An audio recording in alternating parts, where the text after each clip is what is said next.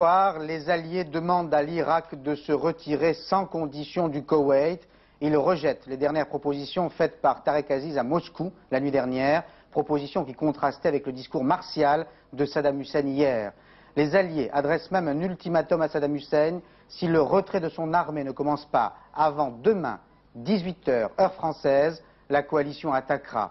Cet avertissement a été lancé par George Bush au nom des pays alliés qui restent déterminés et qui se fondent sur le comportement de Saddam Hussein pour justifier une telle attitude. Il l'accuse de pratiquer la politique de la terre brûlée au Koweït.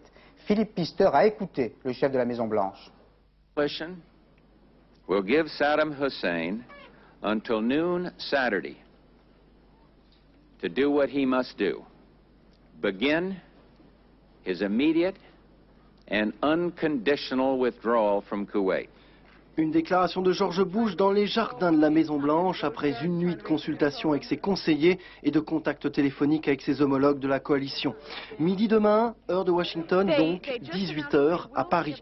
À partir de là, Bagdad a une semaine pour quitter le Koweït. Une précision de la Maison-Blanche il y a une demi-heure. Les forces irakiennes ne seront pas attaquées dans leur retraite.